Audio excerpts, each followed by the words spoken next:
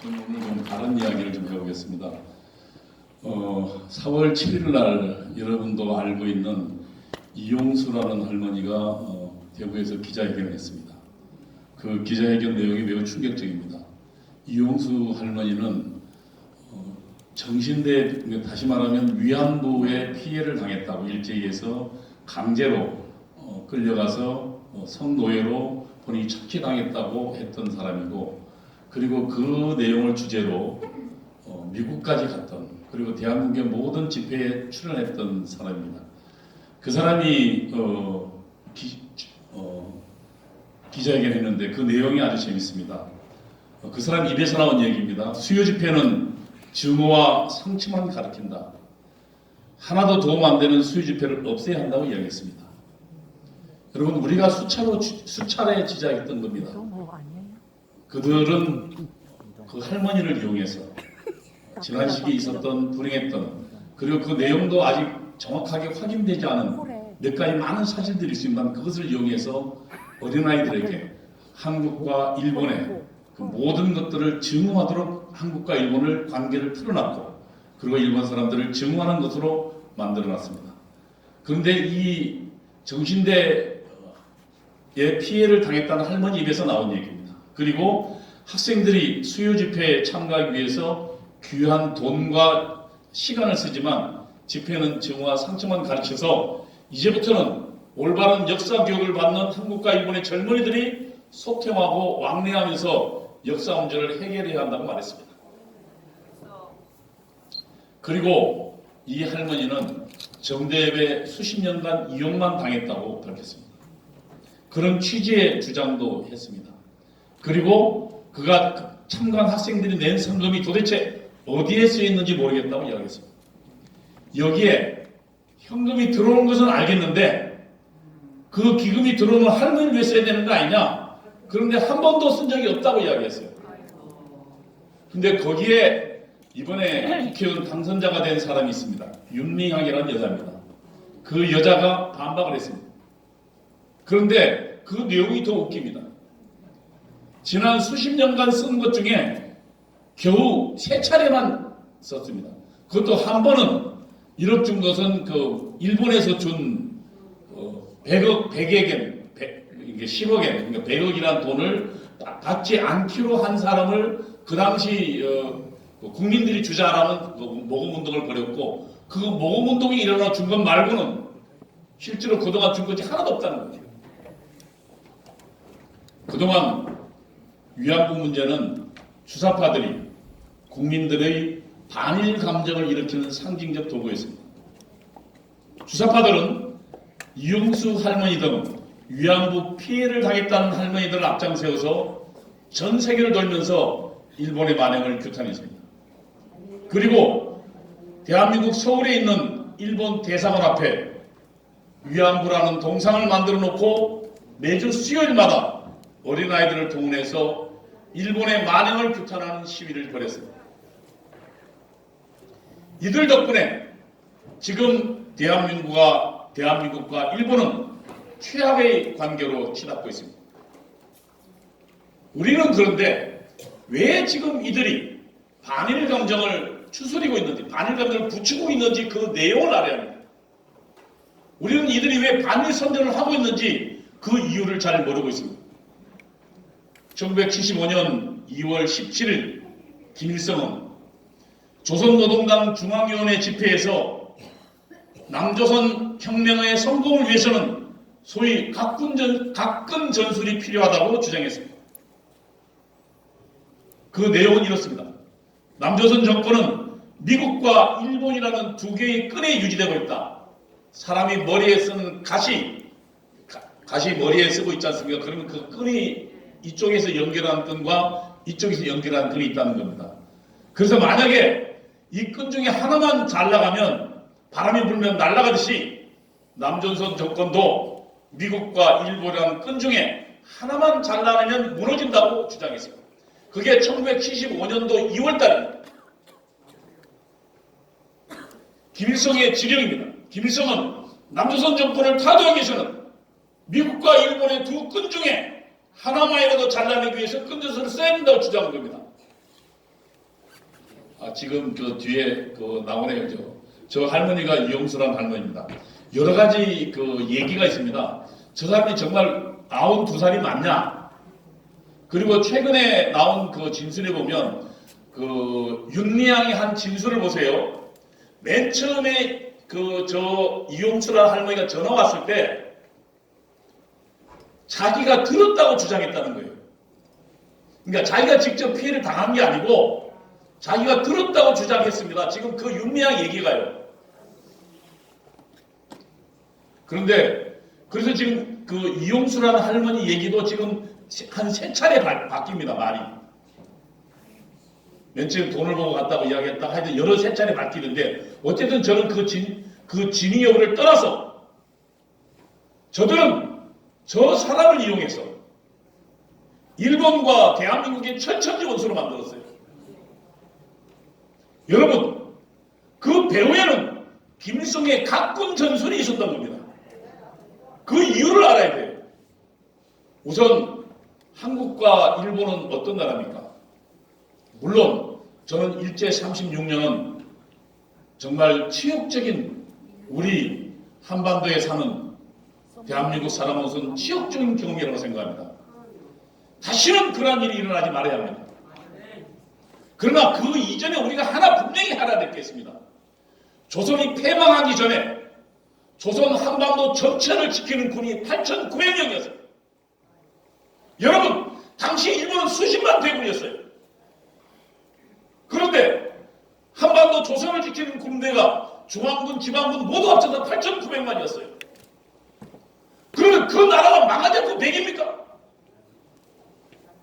저는 일본의 침략 정말 규탄하지만 그 조선을 이끌었던 그 조선의 지도층이 그 패망의 책임이 있고, 그런데 우리는 그 조선의 지도층에 대해서 패망의 책임을 돌리지 않고 일본만 욕하고 있습니다. 맞습니다. 그 다음에 저는 36년의 그 치욕적인 것은 우리가 절대 잊지 않아야 된다고 생각합니다. 그러나 일본이 망했습니다. 그리고 일본과 한국은 비슷한 시기에 민주주의 공화국을 건설했습니다. 일본도 자유민주주의 공화국입니다. 그리고 시장경제를 채택한 나라입니다. 대한민국도 자유민주 공화국이고 시장경제를 채택한 나라입니다. 일본과 우리는 지금 현재 많은 가치를 서로 공유하고 있습니다. 그런데 여러분, 한민족이라는 북한은 어떻습니까? 6.25 전쟁을 일으킨 나라입니다. 수백만이 죽게 한 나라예요. 그리고 그 나라는 공산 전체주의 나라입니다. 공산주의 나라예요. 우리가 어느 것 하나 정치 체제상 도대체 같이 갈 수 없는 나라예요. 그런데 남한의 주사파들은 이 북한과 무조건 한민족이라서 함께 가자는 거예요. 여러분, 공산주의 나라 살 수 있습니까? 아니요. 그런데 일본과 우리는 많은 것을 공유하고 서로 경험한 나라입니다. 그 일본과 우리를 갈라놓고 있는 건데 가장 중요한 이유는 여기 있습니다. 한미동맹을 우리는 맺혀 있습니다. 그래서 작전계획 5027이라는 작전계획, 이 작전계획은 한미연합사에서 발전시켜 놓은 것입니다.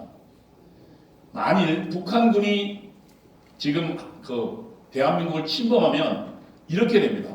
90일간 주한미군하고, 지금 현재 주한미군 있지 않습니까? 주한미군과 우리 한국군이 90일간 버팁니다. 그러면 그 사이에 미국 본토에서 69만 명의 지상군이 날아옵니다. 그리고 2,000대의 최첨단 항공기가 날아옵니다. 그리고 항모를 비롯한 200대의 함선이 날아옵니다.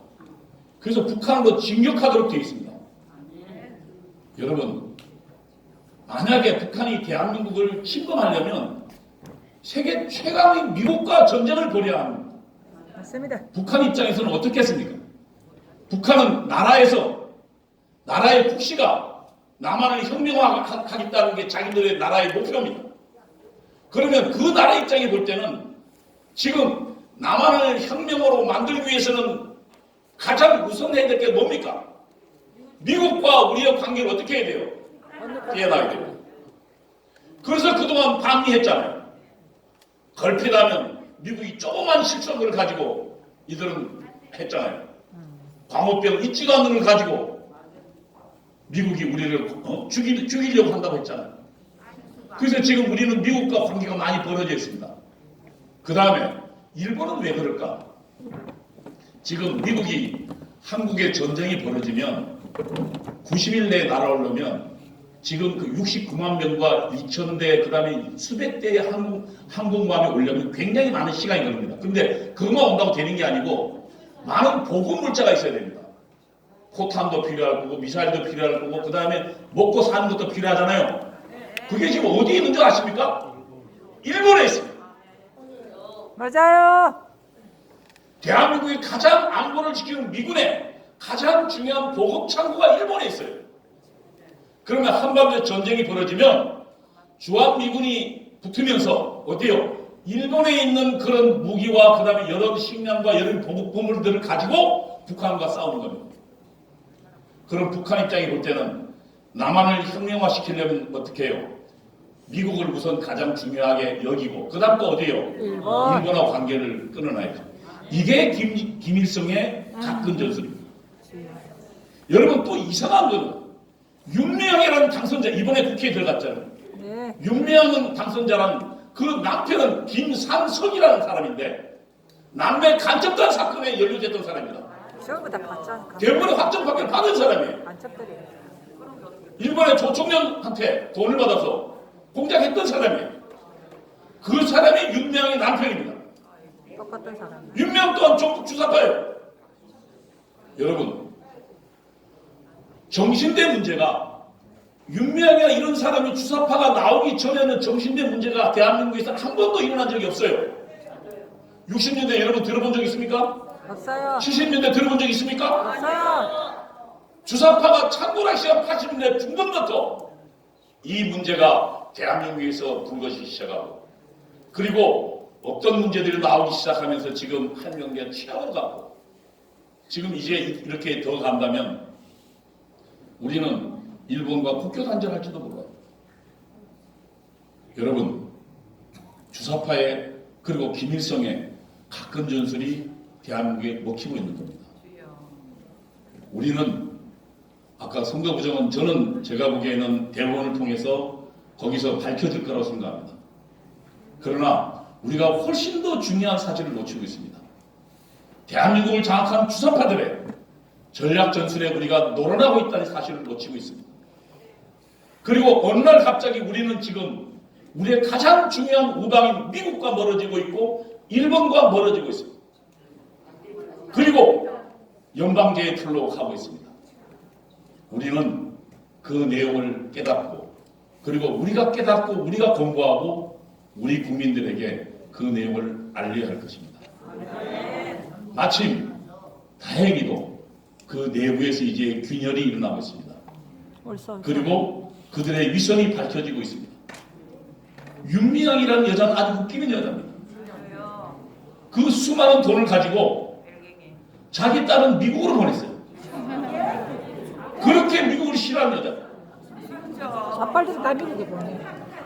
이런 위선들은 대한민국 주사파 좌파들 거의 공통적으로 나타나요. 맞아요. 여러분 알바. 이들이 지금 만드는 거짓의 가장 큰 산 중에 하나가 이 위안부 문제입니다.